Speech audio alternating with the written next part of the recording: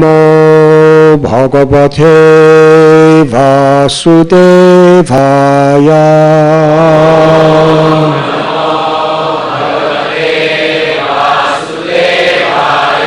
Om Namo Bhagavate Vasudevaya.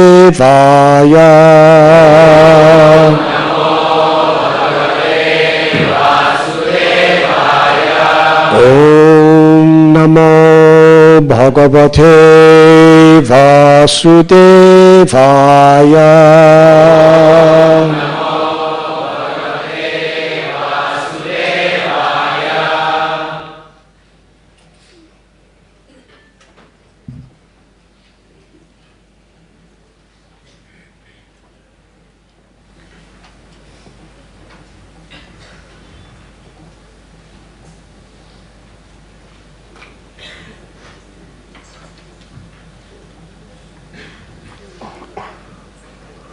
Uchu Striya Pati Niraksha Mukunda Patnis.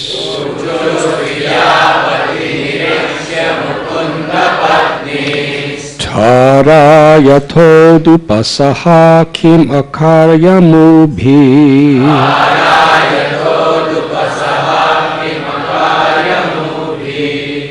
Yachchakshusham Purusham Molir Udarahasa.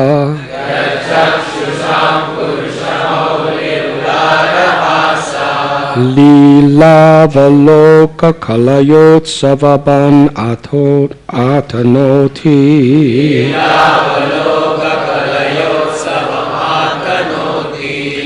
Uchu Sriya Pati Niriksha Mukunda Patnis.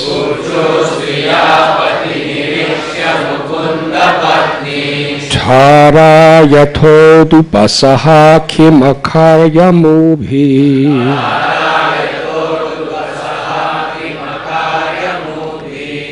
Yachchakshusham Purusham Molir Udarahasa.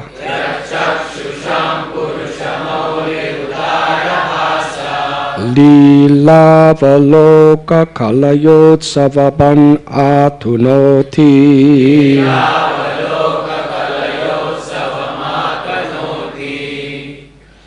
Uchu Sriya Pati Niriksha Mukunda Patnis.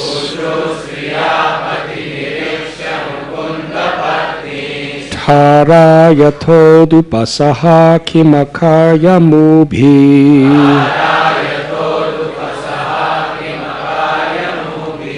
Yachchakshusham Purusham Molirudharahasa.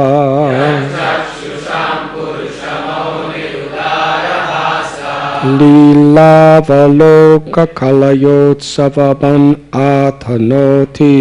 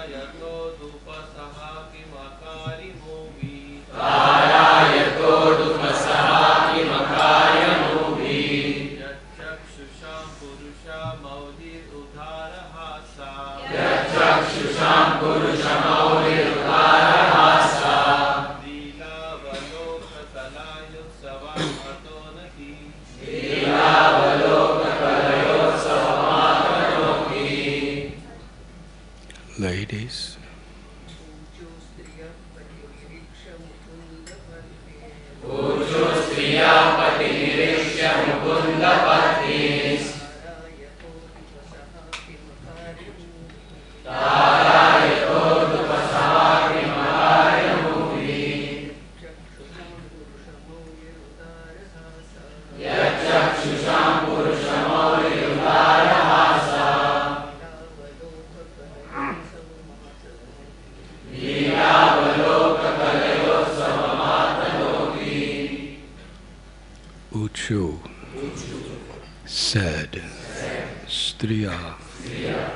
the women, Pati,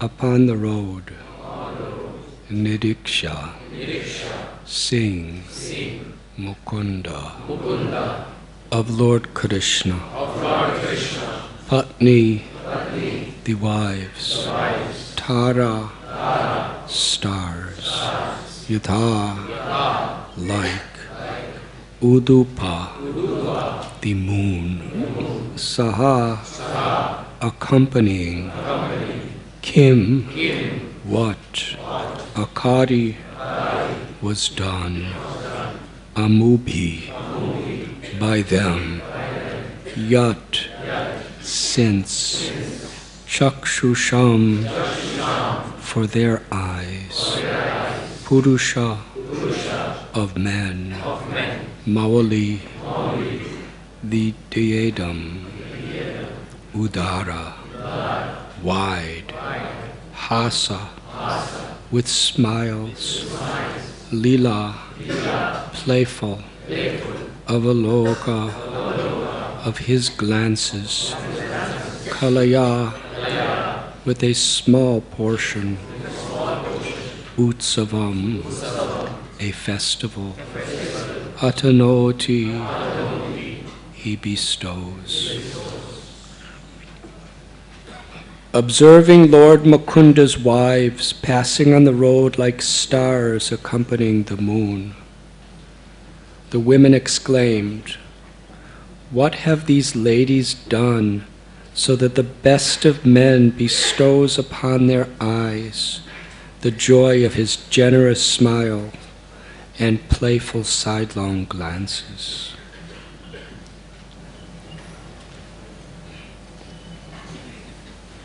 In various places, citizens of the city came forward, holding auspicious offerings for Lord Krishna, and sinless leaders of occupational guilds came forward to worship the Lord. Purport.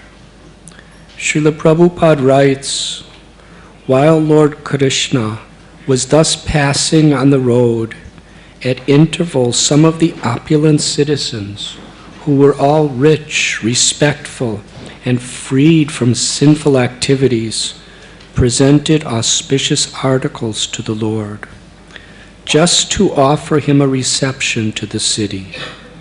Thus they worshipped him as humble servitors.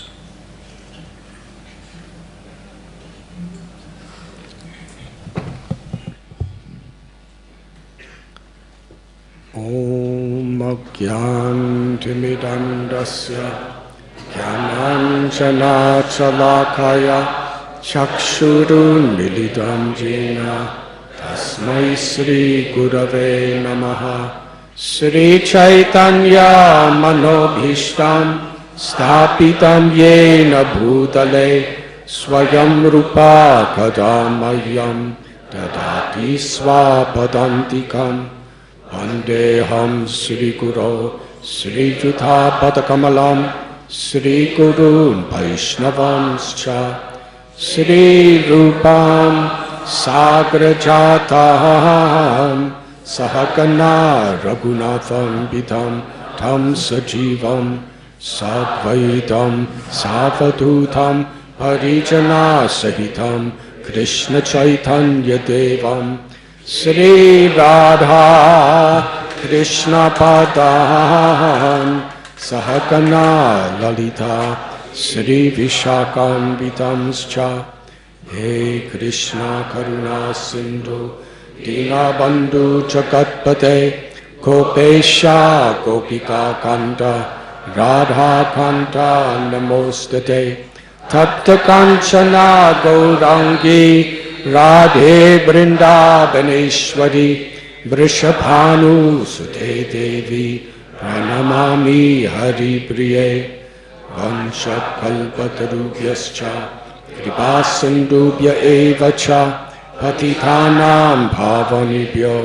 Vaishnavibhyo Namo Namaha Sri Krishna Chaitanya Prabhu Nityananda Sri Advaita Gadadhar Shivasati Gaura Bhakta Brinda, Hare Krishna, Krishna Krishna, Hare Hare, Hare Rama, Hare Rama, Rama Rama, Hare Hare.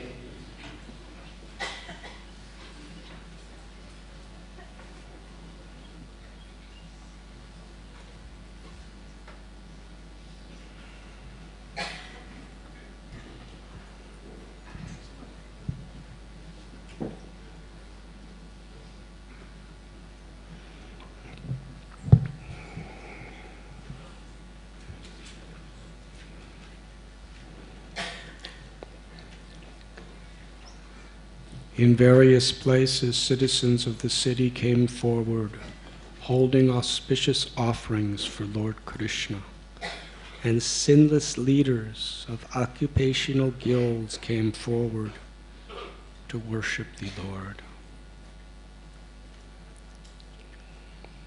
We are reading from Srimad Bhagavatam, Canto 10, Chapter 71, entitled The Lord Travels to Indraprastha. Text 36 and 37.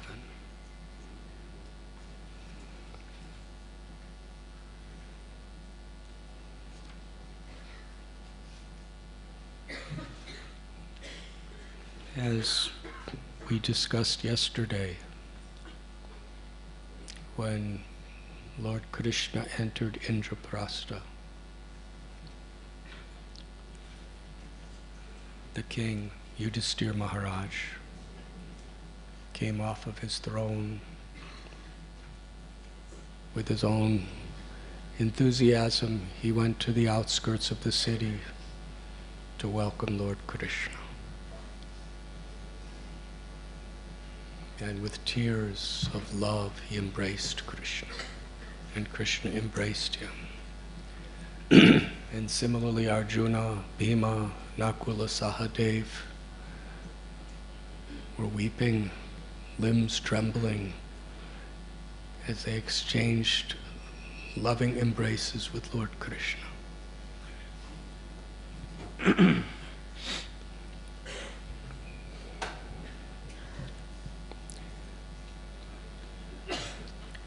And we read yesterday how the ladies of Indraprastha, they went to their rooftops where they saw the whole city having a great utsav, a great festival to welcome Krishna. They were showering flowers upon him. They were singing his glories. The ladies, each and every one of them, through their glances and smiles, were offering their bodies, their minds, their words, their hearts, their souls to Krishna. And Krishna was reciprocating through his glances and smiles. He was accepting and giving his very self to them within their own hearts. Today's verses, we find every different type of citizen of Indraprastha was having the same beautiful relation of reciprocation, of affection with Krishna. Whether they were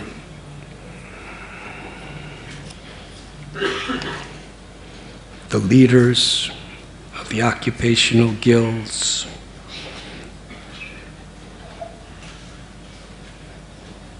every type of citizen, they were completely united in one spirit to celebrate Krishna's arrival. And the concept of varnashram dharma from a Vaishnava perspective is very much illustrated in this. Atapumbir dvijastareshtas varanashrama vibhagasha shvanushtitasya dharmasya samsadir haritoshana. Whatever our varna or ashram, whatever our occupation or our particular status in society. Our only purpose is truly to give pleasure to Krishna, to serve Krishna. And that is the true unity of humanity. When we have a common purpose, not based on fear, not based on the troubles that we will all endure if we do not unite, not based on some political alliance to help each other, to defend ourselves from some other enemy. There are so many ways people become united. Some become united because if we're united, we all make more money. We all become more powerful.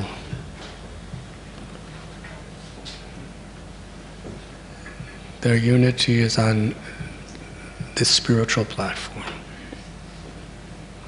Whatever differences, we are all eternally Krishna's servants.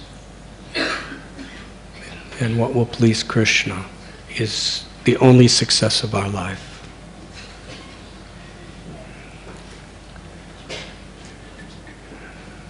So in this way, with one heart, the whole Indraprastha welcomed Krishna. And Krishna was so pleased. He describes in today's verse that they were so happy to see the good fortune of Krishna's queens. Every lady in Indraprastha would be so honored to be Krishna's queen. We have read in the previous chapter how Krishna reciprocated with each and every one of his queens. There were 16,108. And Narada Muni came to visit Krishna to see how he's living in this way. He's already created this island called Dwarka, and now he's living there.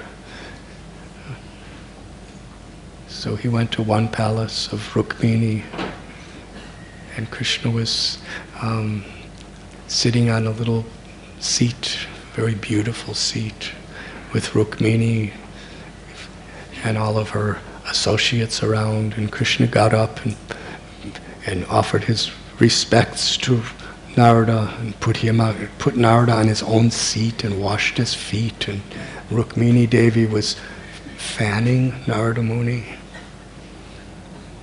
They're living in a beautiful palace, most beautiful palace in all of creation. And Narada Muni is homeless. I don't think there's any scripture that I know of, Radhe Shyam may know, but I don't know of any scripture that talks about Narada Muni's house and what kind of furniture he may have had. He's always traveling. I never even heard of him going to sleep, actually. Where does he sleep? He's just always going somewhere to chant Krishna's names and give Krishna to someone. Whether it's a king, or whether it's a hunter, or whether it's a dacoit, or whether it's a business person, or whether it's Krishna. He's going everywhere, giving bhakti, devotional service. So here is this homeless sadhu and the goddess of fortune. Rukmini Devi is rendering personal service to him. Now for most people, if the goddess of fortune was offering you chamara and willing to give you any benediction, you may be tempted to ask for something. But in Narada Muni's case, Krishna and Rukmini were asking Narada Muni for blessings because they wanted to show he has real wealth. He has compassion. compassion for everyone. That compassion is an expression of his love for Krishna. Narada Muni went to so many different palaces. And in each palace, Krishna was there. And in each palace, Krishna was doing something completely different, with different queens, with different children, with different friends. And he spent so much of the day going palace after palace after palace, seeing, and in every palace when Krishna saw Narada Muni coming, it was as if he hadn't seen Narada Muni for such a long time. He came running, Narada Muni, you are so merciful, so kind, you have come to bless my palace. It's not that he said, I just saw you a few minutes ago in my other palace. He wasn't, every form of Krishna was the same exact Krishna, but revealing his opulences. In each palace, Krishna was so surprised that Narada Muni came.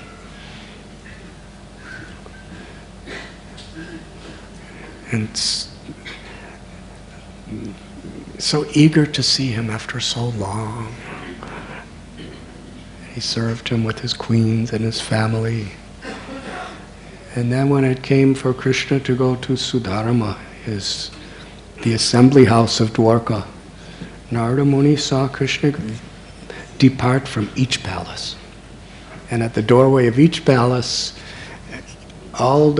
each particular queen was saying goodbye to him and was smiling, but in their hearts they were crying because of separation all day from Krishna, and all the children of Krishna were saying goodbye to the father, and all the associates of the palace were in ecstasy of love and imminent separation from Krishna all day, saying goodbye to Krishna, and Narada Muni is watching this.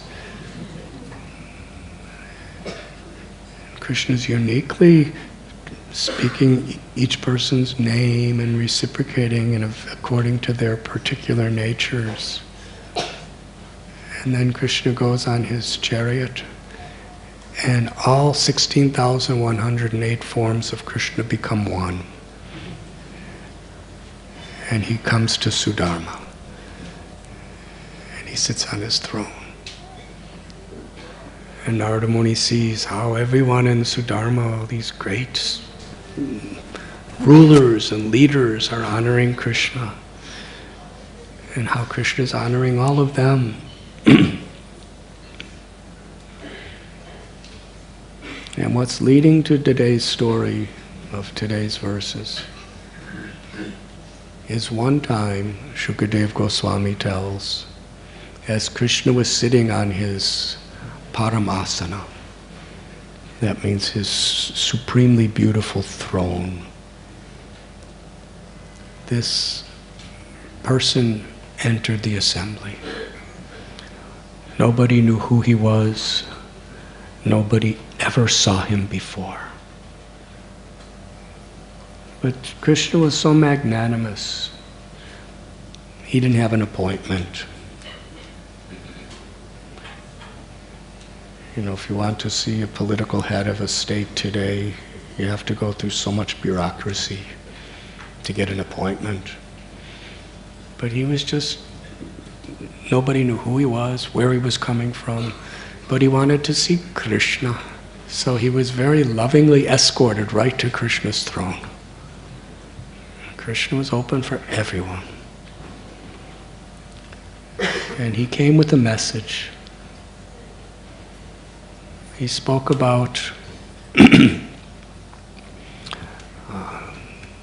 the kingdom of Giri Braj in the Magadha province, where he had just come from. There were 20,000 kings who were imprisoned by Jarasandha.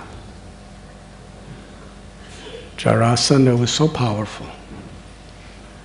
Of all the demons, he was really powerful. just his own physical body had the strength of 10,000 elephants. Try to understand what this means. And these are Dwapar Yuga elephants, which are probably at least 1,000 times stronger than Kali Yuga elephants. 10,000 elephants. That means hundreds and thousands of elephants as we know them. That was his physical strength.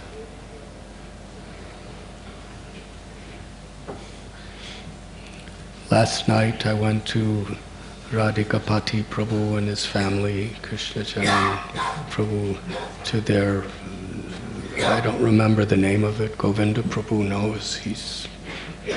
I don't think he goes there for any other reason than to give blessings. But it's some sort of fitness factory where people become physically strong. Can you imagine if Jarasandha came there?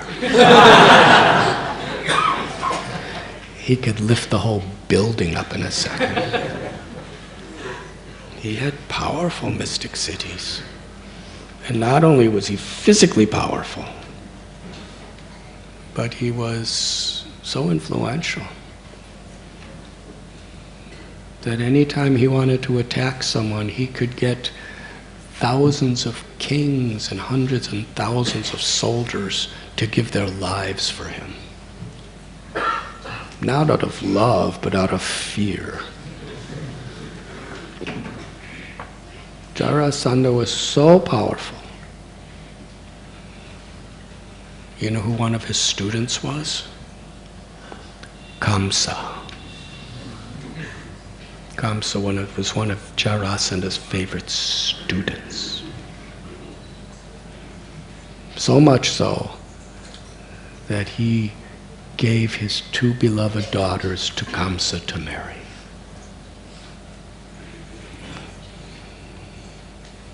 So in this way, to be the son-in-law is a very subordinate position. So we read about Kamsa, how atrocious and how demoniac he was. Well, being a student of Jarasandha means he got a lot of those evil propensities from Jarasandha. He was so arrogant, so evil, so cruel. But at the same time, he was, in his own demoniac way, he was extremely intelligent. He knew that to get his powers and keep his powers, he had to honor the Brahminical culture. He didn't follow the teachings of Brahmins, but he gave worship and honor to them. Just as Hiranyakashipu did, in his own way. So,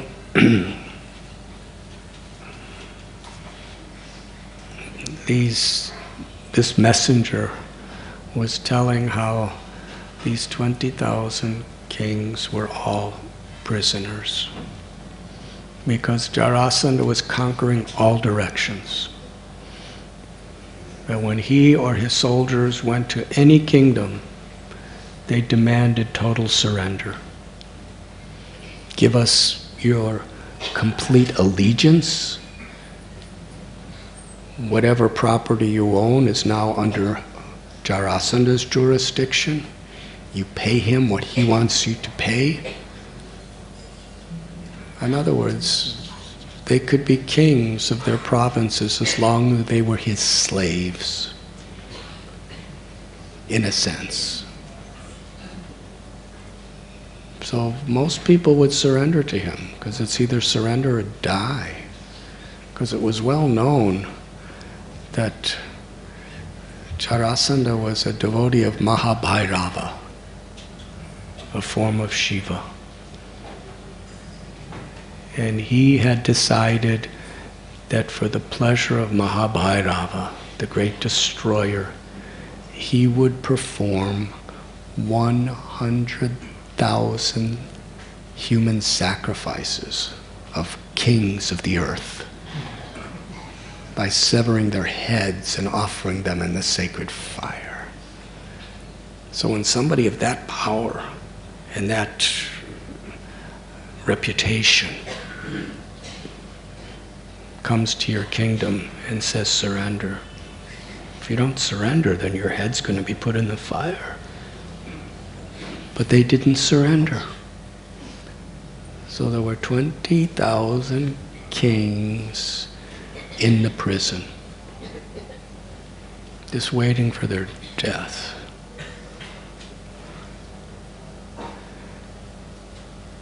And they sent this message to Krishna,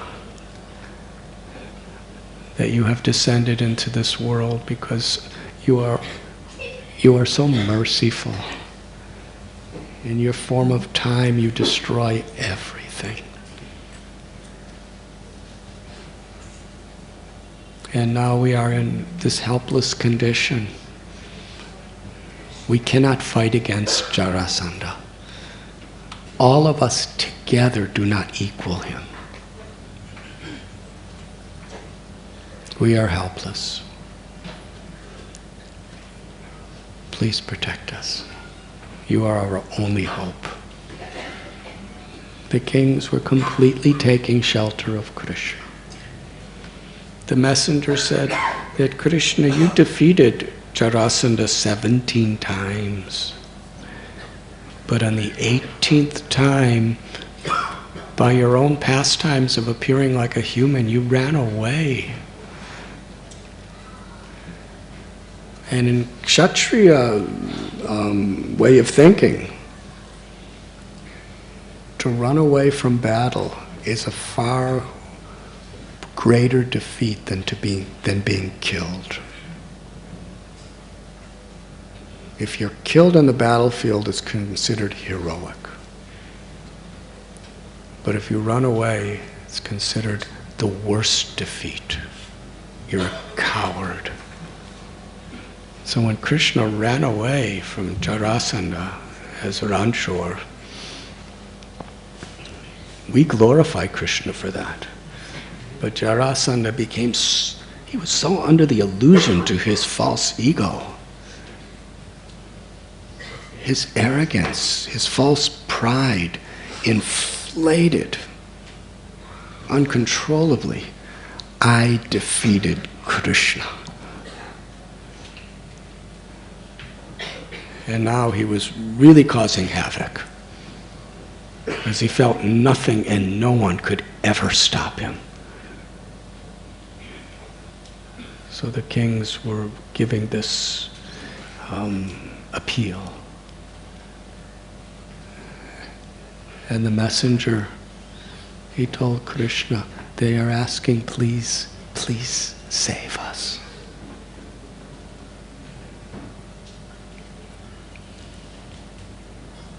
The king said that we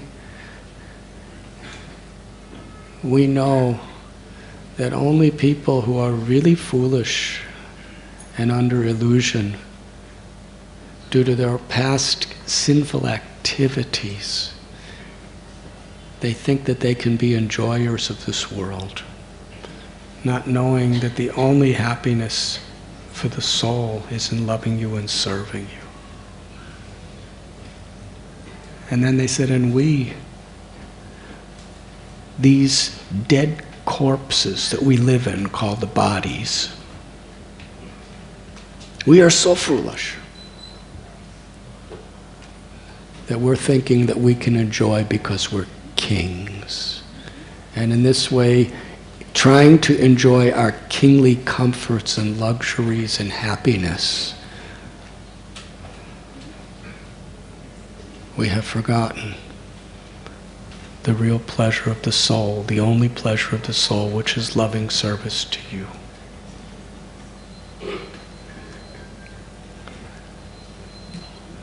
The kings, many of them obviously were very pious people, but even pious people become distracted by their material responsibilities, their material circumstances, by materialistic people around them, whether they're sinful people or even pious people.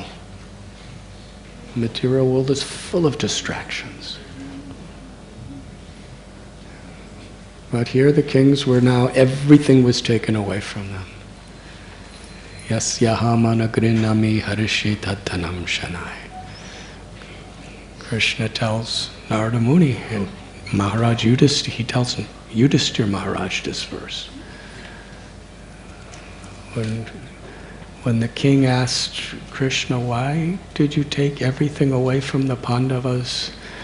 And why did you cast us into the forest for so many years in exile? Putting us in a situation where for 12 years Duryodhana was disgracing us.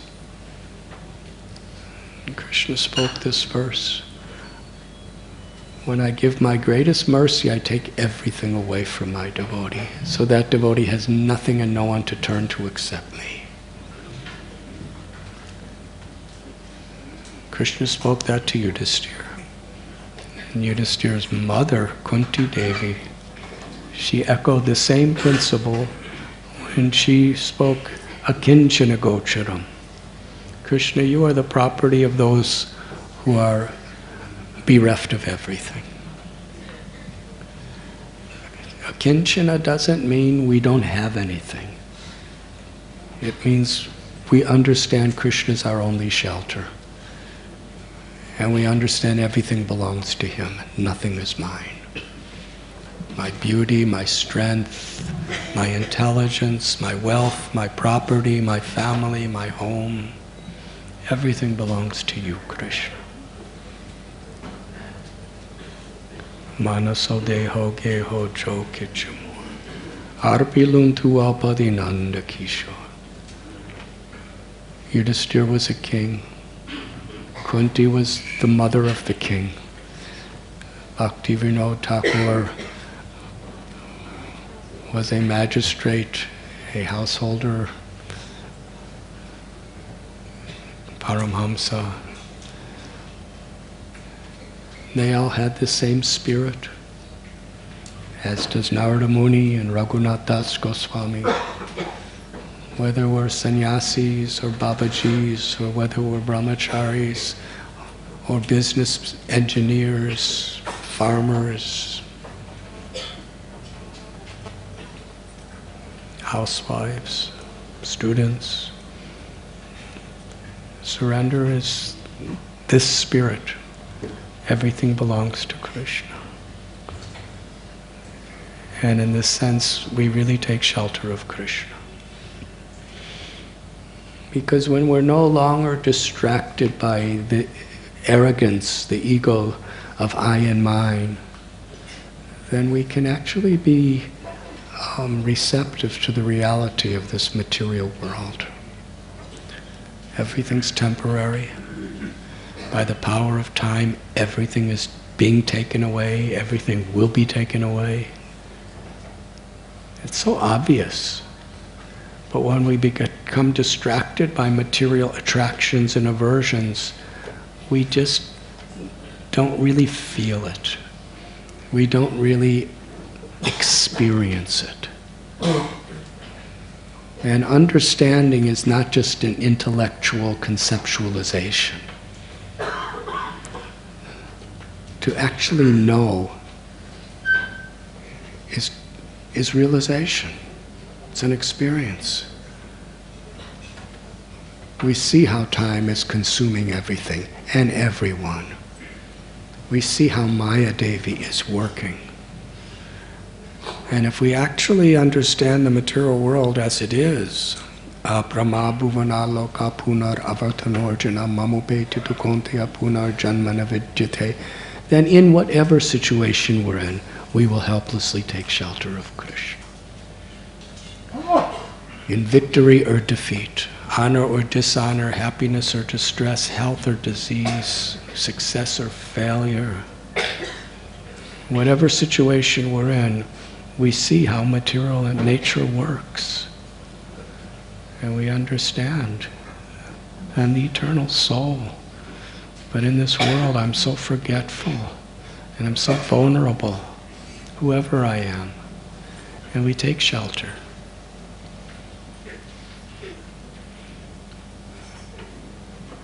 King Yudhisthira was enlightened. He took shelter when he had nothing in the forest, and he took shelter exactly in the same way when he was the king of the world.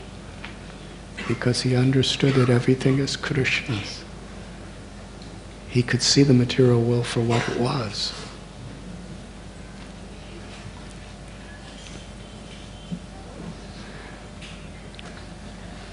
So these kings were very fortunate.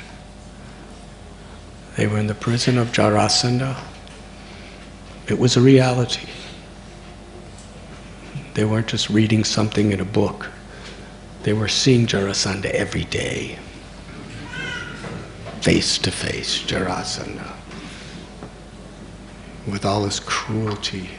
They were seeing his human sacrifices, knowing that they were going to be next.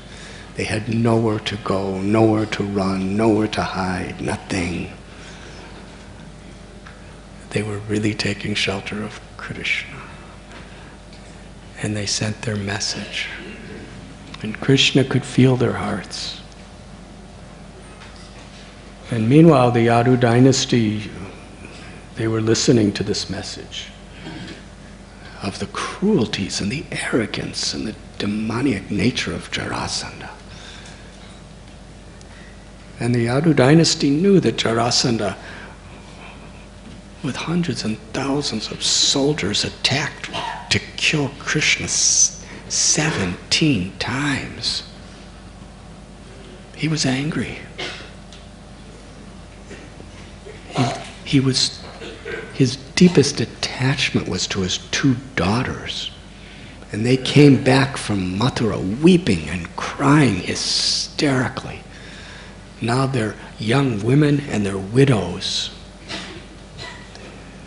And they put all the blame on Krishna. Our husband was so good, he was protecting us. He was such a great man. And this Krishna, those widowed daughters were really blaspheming Krishna. And seeing how much pain Krishna gave to his daughters, and how Krishna killed his best friend, favorite student, and strongest ally, Kamsa, Jarasandha, his mind went totally wild with revenge. He had to kill Krishna. He could find no peace of mind, anything, unless he avenged the death of his son-in-law. And he was so completely mad with this desire for revenge, which is born of envy and hate. And even though Krishna destroyed all his armies 17 times, captured him, left him in a helpless condition, and then humiliated him by letting him go. And the reason he let him go, because Krishna came, paritranaya sadhunam vinashaya chatuskratam. He came to annihilate the miscreants. Bhumi Devi, Mother Earth, in the form of a cow, came to Brahma, and Brahma brought Shiva and all the demigods to the ocean of milk to pray to Vishnu to save them. Because Mother Earth was being trampled on by people like Jarasandha and Shishupal and Kamsa. She was praying. All the demigods were praying.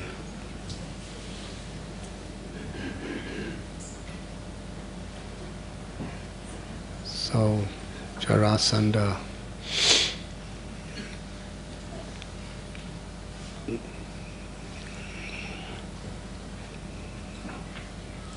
he was so blinded by his hate, by his envy, that he couldn't see that Krishna was making a complete fool out of him. And Krishna kept letting him go, so he would bring millions of more kings for Krishna to annihilate. Like Srila Prabhupada said, if you have a really nice community, then people will come to you. Yes? Just like Sri Mayapur Dham, by Srila Prabhupada's very, very deep desire. He wanted his followers to create the temple of the Vedic planetarium.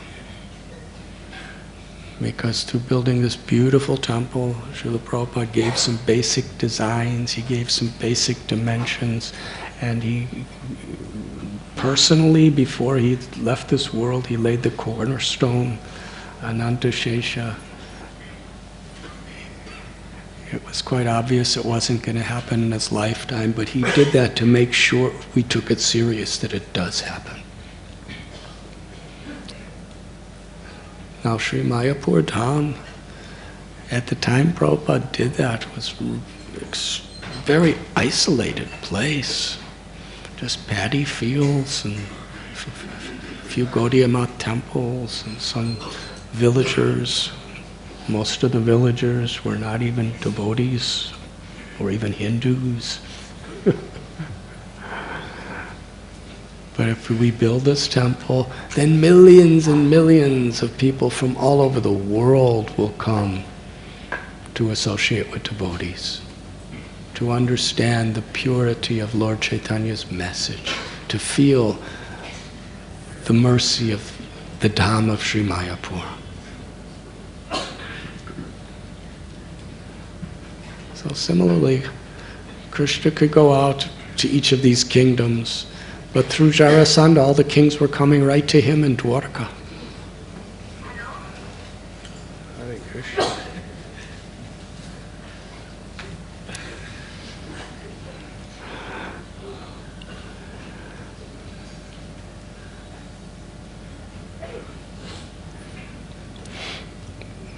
So the Yadus, they were really enthusiastic. They were angry. They were on fire to go with all their armies and squash this Jarasandha once and for all. After all, he was, besides his cruelty to all these kings, he was so blasphemous of Krishna. They couldn't tolerate it. So there was excitement in the Sudharma assembly hall. The Yadus were ready to attack. Then Narada Muni came in. And Krishna in front of everyone, he was so jubilant to see Narada Muni. He offered Narada Muni a very nice seat. He worshipped Narada Muni. And then Krishna asked Narada Muni, how are the Pandavas? Narada Muni explained how Maharaj Yudhisthira wants to perform the supreme of all sacrifices, or yagyas, called the Raja Surya. And he wants to perform this Raja Surya yagya for one reason. You see, in order to perform this particular ceremony, you have to, every king in the world has to accept your superior position and accept themselves subordinate.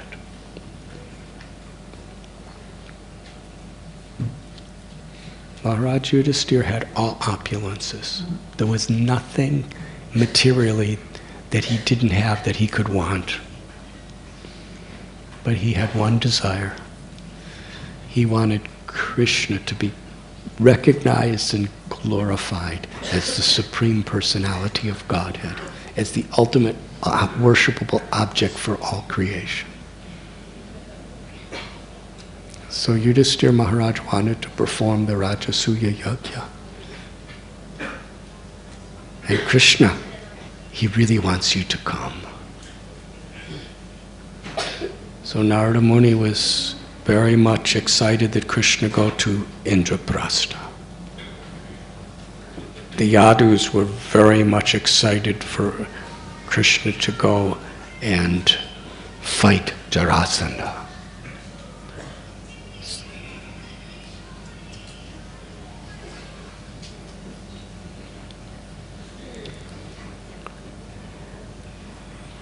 So there was a serious disagreement here.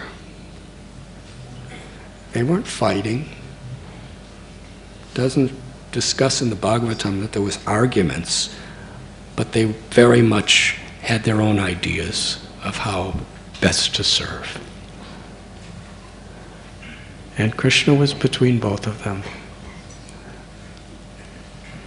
So Krishna appeared to be confused by his own Leela. And he turned to Uddhav. And he said, Uddhav, there are two very, very strong opinions here telling me to go to different places. Now, if Krishna wanted to, he could have expanded himself and done both. Every day he expands himself into 16,108 forms. When he went to Mithila, Bahulaswa invited him, please come to my palace. And Shrutadev said, please come to my straw hut. Krishna just went both at the same time to make everyone happy. So Krishna could have done. But Krishna wants to glorify his devotee. So he appeared to be needing help. And he turned to his dearmost friend Uddhav and said, Uddhav, you are like my eyes, and you are filled with wisdom and intelligence. And you know the art of giving good counsel, advice. So please tell me what I should do.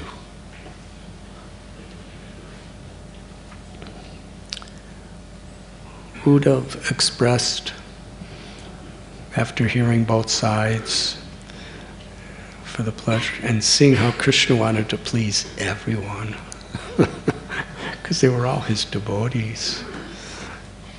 But there's a difference between how warriors like the Yadus think and how sages like Narada Muni think.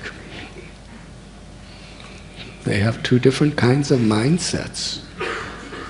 But what they have in common is they're completely surrendered with pure unalloyed devotion for Krishna's pleasure. Unity and diversity. This concept of unity and diversity is very dynamic. Unless we really are in that mood for the pleasure of Krishna, it could create a lot of chaos. Because we are all thinking, we're naturally all thinking we're right. And we really believe it. And we have so much evidence. Because that's our nature. We have to kill Jarasandha. Now, let's take our armies. And Narada Muni is saying, no, Maharaj Yudhisthira wants you to come for this ceremony. Bring your family, bring your friends. Have this wonderful ceremony. So Uddhava said that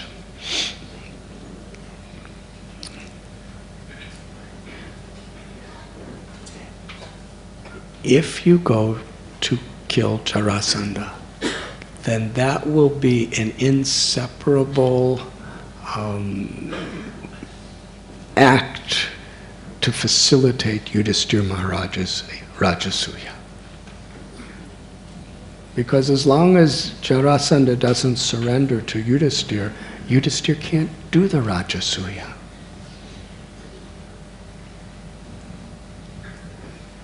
And Uddhava gave Krishna the advice of how Jarasandha should be killed.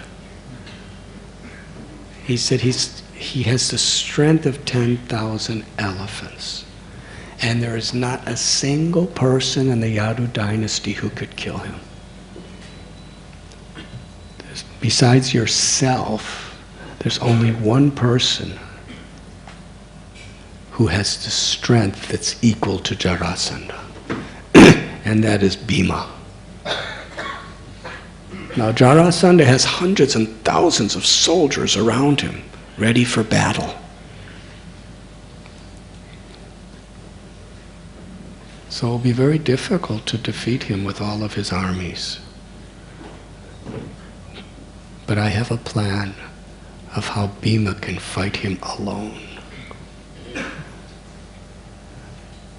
He explained, disguise yourselves as Brahmins, because he's very faithful to the Brahminical culture.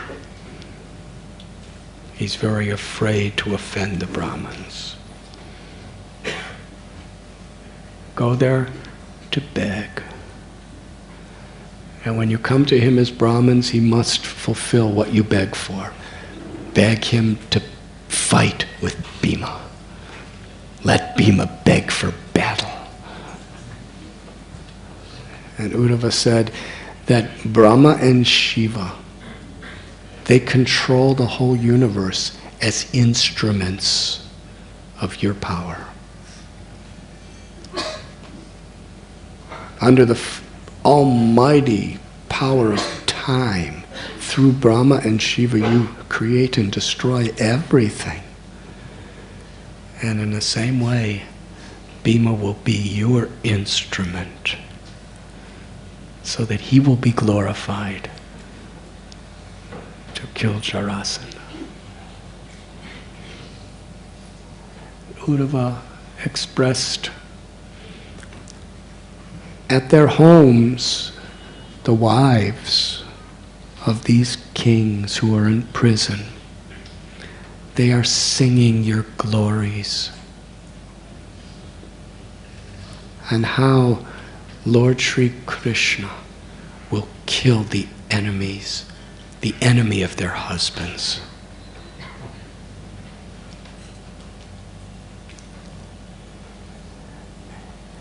The children of the kings, when they cry out in separation from their fathers, their mothers tell them, please do not worry. Krishna will kill the enemy of your fathers. That's the faith the wives had in Krishna. Not only were the husbands taking shelter of Krishna, but as much or more the wives were taking shelter of Krishna. And Uddhava said, similarly the gopis, they are also singing your glories of how you kill the enemy of Gajendra, who was about to destroy him in the form of a crocodile. How you kill the enemy of Sita, Ravana, when she was helplessly his prisoner in Sri Lanka. How you killed the enemy of your own mother and father, Vasudeva and Devaki, when they were prisoners also. Kamsa. And all the great sages are singing your glories and taking shelter of you. And Narada Muni said, and even myself, ourselves, we're all taking shelter of you, Krishna.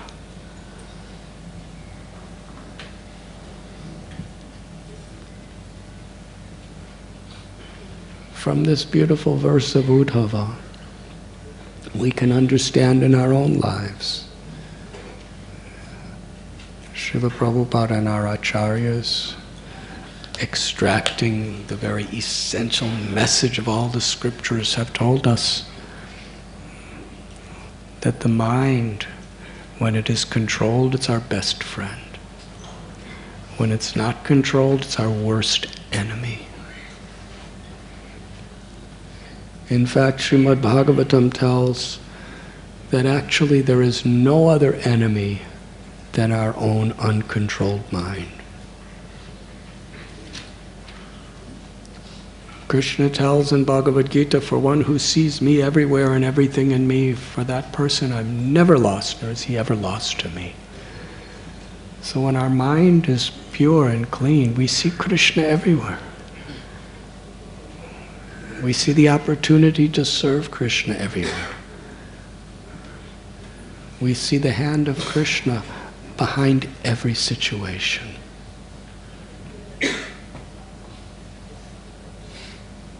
Even on a cloudy day, we know the sun is behind the clouds. The clouds are just temporary covering. So for a devotee, in whatever situation they're in, they know that Krishna's with me. Krishna's in my heart. Krishna's with me, always there to give me shelter if I sincerely turn to Him and call out His holy names.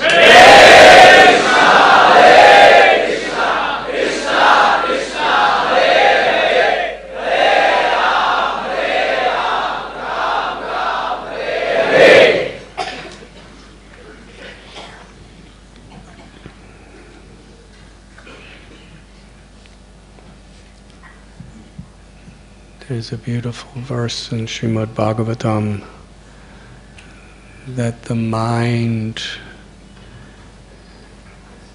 it is like a very dangerous wild animal that wants to kill you. And when you catch that, you have to keep very close guard over it, because if you're the slightest bit inattentive, it will attack you. Sorry. That wasn't me, that was my uncontrolled mind.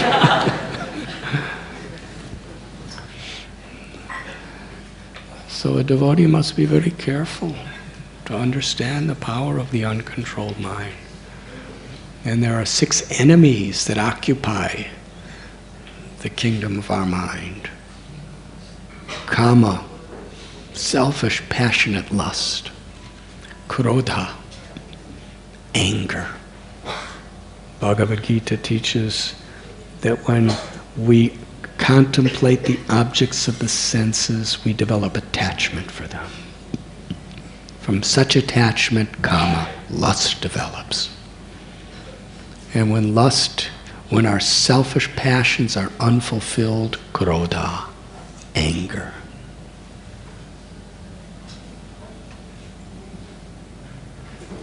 And just as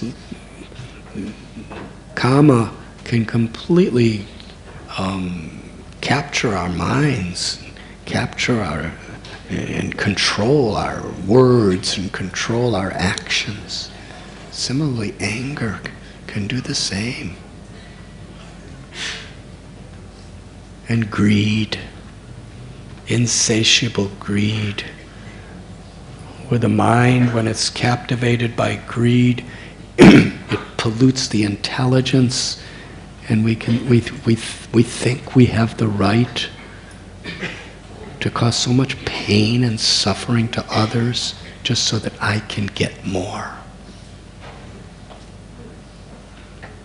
And arrogance, the conception of the obsessive need to feel oneself superior to others. And envy. If someone else appears to have more than me, then I burn. I can't tolerate it. I have to somehow or other I have to destroy that obstacle in my mind by whatever means are required.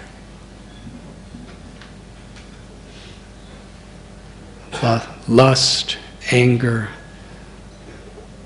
greed, arrogance, envy, and illusion. Where we forget that we are the eternal soul.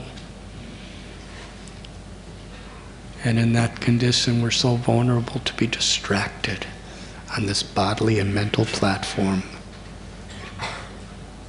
So these are the 6 enemies.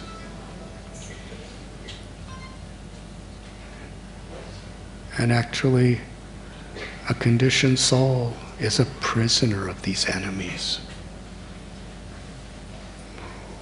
who all together have taken captivity of our mind.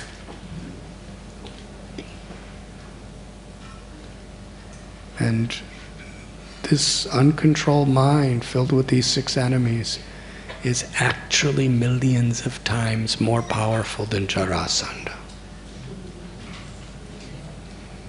We read about the prowess of Jarasandha, but where is he getting his prowess from? Because he's captured by these 6 enemies. He's a slave. He who's enslaving everyone else, he's a slave of these 6 enemies. He's an instrument of arrogance and envy and lust and greed.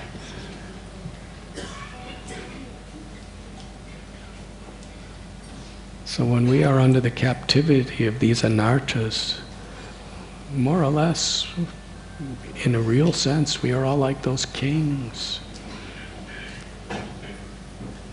The kings could do nothing against the power of Jarasandha, but they could live in a way that pleased Krishna.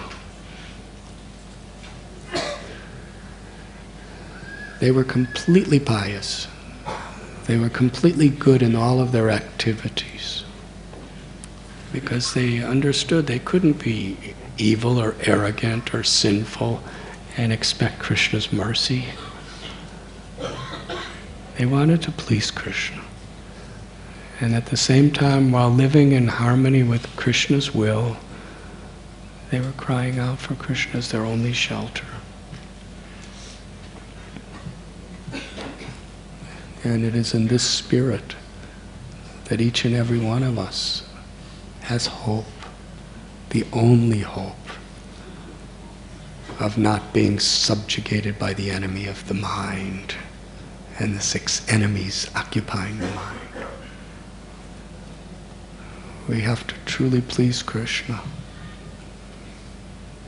And as Prabhupada said, like a little baby is helplessly dependent on a mother, like these kings and the wives of the queens at home are completely dependent on the mercy of Krishna's grace.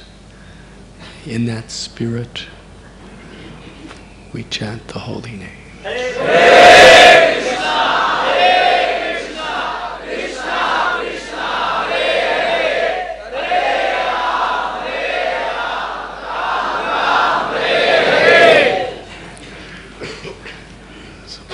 Baladev Prabhu gave us so many nice stories of the December book distribution marathon.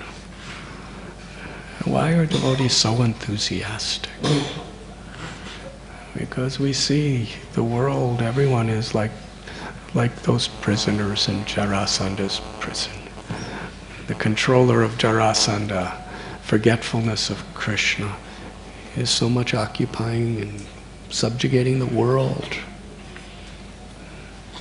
And we're trying to give them that message. Because people make friends with their enemies without knowing. And Bhagavad Gita, Srila Prabhupada's books, commentaries, are giving people an understanding that we are the eternal soul, we're not these temporary bodies. Everything does belong to Krishna. And Krishna is our true shelter. And Krishna has so mercifully appeared in this age of Kali, especially in his holy names and in the hearts of his loving devotees.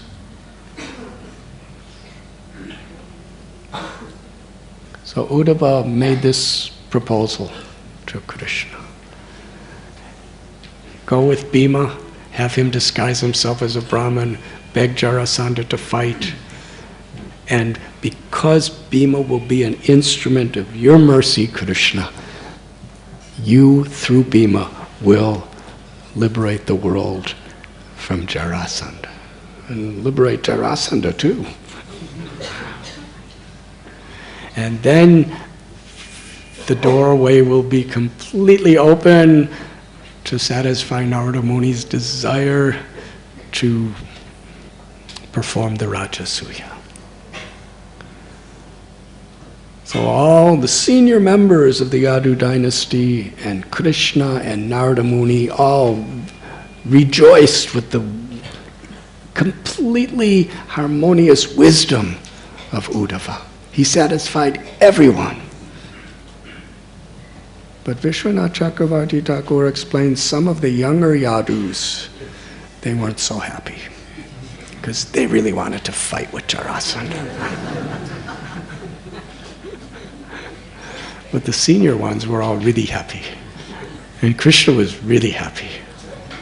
And it was quite unanimous among all the seniors. Narada Muni, yes, this is what we will do. So then Krishna decided we will go to Indraprastha. The plan was he would go to Indraprastha, he would meet Yudhisthira Maharaj and the Pandavas, and then when Yudhisthira Maharaj and the Pandavas tell him that we have actually conquered everything except Jarasandha, then for the pleasure of Yudhisthira, Krishna will go with Bhima and Arjuna to meet with Jarasandha.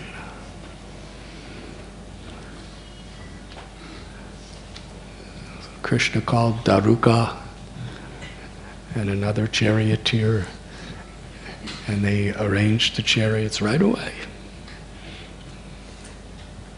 And the queens had their palanquins, and Krishna's children, and soldiers, and the common people. This large group of people from Dwarka who were all going to go on a procession with Krishna to Indraprastha. And as Krishna was just preparing to go, Narada Muni bowed down to Krishna, and Krishna offered his respects to Narada Muni, and Narada Muni was completely happy. And then Krishna turned to the messenger of the kings, and he said, tell the kings and their wives that they have nothing to fear. I will kill Jarasandha.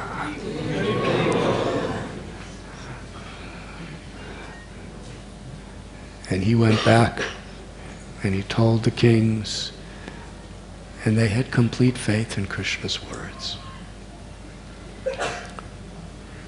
At that point, they were simply eagerly lolyam.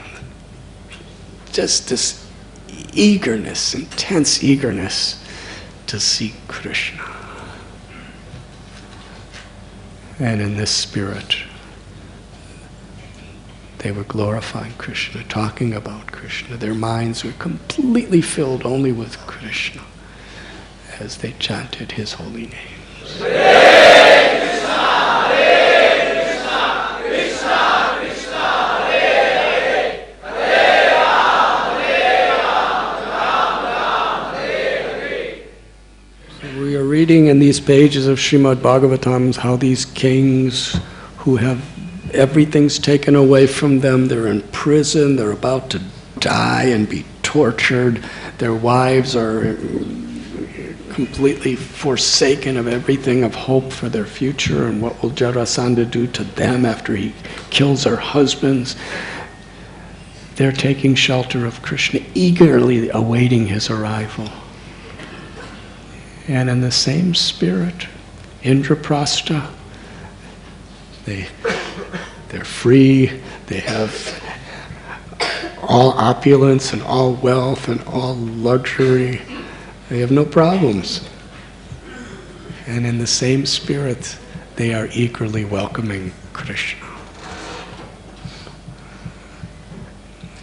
Maro birako bijo icha tohar.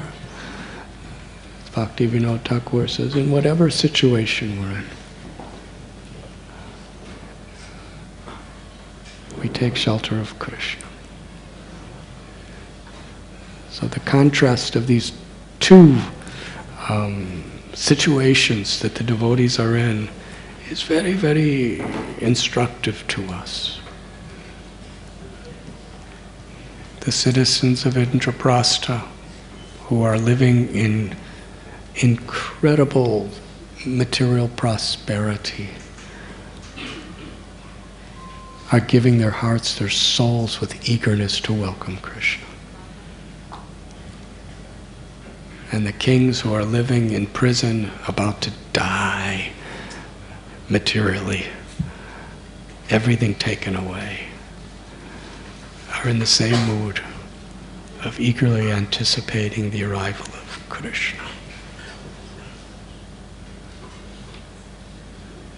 And here at Sri Sri Radha Gopinath Temple, Krishna's here.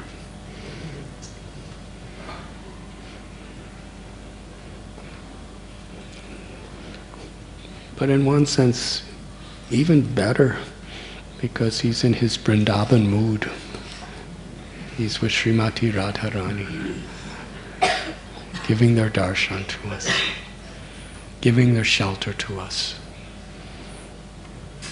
calling us into their eternal pastimes, with the promise, if you just take shelter of me, as the servant of my servants, and chant my holy names, then he will kill all our enemies and give us eternal happiness in his eternal abode. So what we read in Srimad Bhagavatam, it's important we understand how this is a living scripture that's teaching us how to live today. But when we come before Radha Gopinath, do we have the eagerness and the gratitude? And do we understand the grace we're receiving, like the kings, the imprisoned kings, or the jubilant residents of Indraprastha? Yayata mam prapadyante tams tataiva bhajamya. In whatever situation, Krishna will reciprocate according to our mood of surrender. So we come to the temple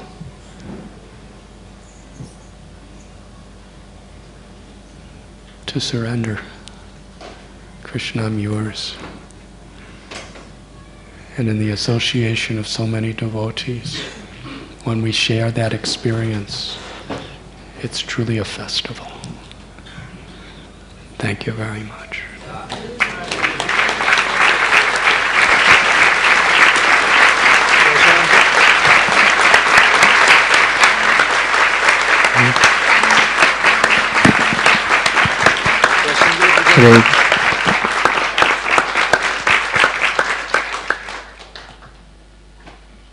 Hare Krishna, there are two nice announcements. Tuesday, 15 December, Maharaj will be giving a class at the Birla House. It's evening 7 p.m. So the passes can be collected through your respective counselors or mentors. And our devotees from Juhu,